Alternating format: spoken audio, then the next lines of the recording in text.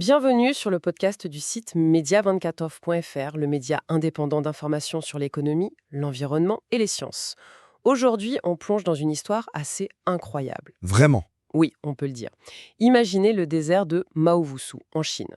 C'est une étendue de sable plus grande que la Bretagne. Et aujourd'hui, à la place, il y a des vergers.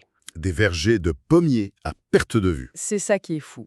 La question est simple, en fait. Comment une telle métamorphose a-t-elle été possible ? Alors, il n'y a pas une réponse unique, une solution miracle. C'est plutôt un alignement de 3 facteurs. D'accord ? On a d'abord la détermination humaine, à l'échelle individuelle. Ensuite, des changements climatiques qui ont, disons, donné un coup de pouce. Et enfin, et c'est peut-être le plus important, une politique de reboisement pensée sur le très long terme. Commençons par le côté humain, c'est souvent ce qui est le plus parlant. Il y a cette histoire de Zhang Bingyi, un retraité de 85 ans. Oui, son parcours est vraiment emblématique de tout ça. En 2003, il se lance un défi un peu fou. C'est le moins qu'on puisse dire. Il loue 20 hectares de sable et il se dit « je vais faire pousser quelque chose ici ». Il essaye d'abord avec des raisins, des dattières. Et ça ne marche pas du tout. Échec total. Les sources qu'on a disent même que ses voisins se moquaient de lui. Et pourtant, il n'abandonne pas. C'est de l'acharnement pur, non ? Exactement. Au lieu de laisser tomber, il tente le tout pour le tout, avec des pommiers. Et là, il change de stratégie. C'est-à-dire ? Il améliore son système d'irrigation, mais surtout, il a une idée. Il mélange du fumier de mouton fermenté au sable. Du fumier de mouton. Oui, pour enrichir le sol. Et là, ça change tout. Le taux de survie de ces arbres passe de 30% à 97%. C'est incroyable. 97%. Le résultat est là. Aujourd'hui, c'est son petit-fils qui gère l'exploitation. La famille attend des bénéfices de plus de 300 000 yuan par an. Ce qui fait à peu près 39 000 euros. Son pari un peu fou est devenu une affaire qui marche, quoi. Carrément, l'affaire de toute une vie. C'est une histoire magnifique, mais j'imagine qu'il n'aurait pas pu réussir ça tout seul. Vous parliez d'un coup de pouce du climat. Oui, et ce n'est pas en détail. Depuis 2010, les relevés météo sont clairs. Ah oui, Les précipitations annuelles ont augmenté dans la région. La température moyenne aussi. Et surtout, la saison sans gel s'est allongée de 54 jours. 54 jours. C'est énorme pour des arbres fruitiers, j'imagine. C'est essentiel. Ça laisse beaucoup plus de temps aux fleurs pour s'épanouir, pour donner des fruits. La nature a vraiment aidé, c'est certain. D'accord.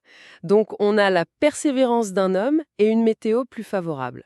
Mais il manque une pièce au puzzle, non ? Pour une transformation à si grande échelle. Absolument. Et c'est là qu'on arrive au 3e pilier, la politique gouvernementale. L'effort de Zhang Bingyi, aussi héroïque soit-il, n'aurait servi à rien sans un projet immense lancé bien avant lui. La fameuse Grande Muraille Verte. C'est ça, un nom qui sonne un peu titanesque. Et ça l'est, j'imagine. Complètement.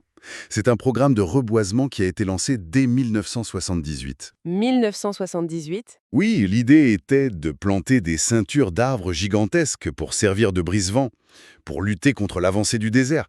Pour vous donner une idée, juste dans cette zone, le projet a permis de fixer plus de 573 000 hectares de dunes. Donc en fait, on stabilise le sable. On fixe le sable et ça change tout le microclimat.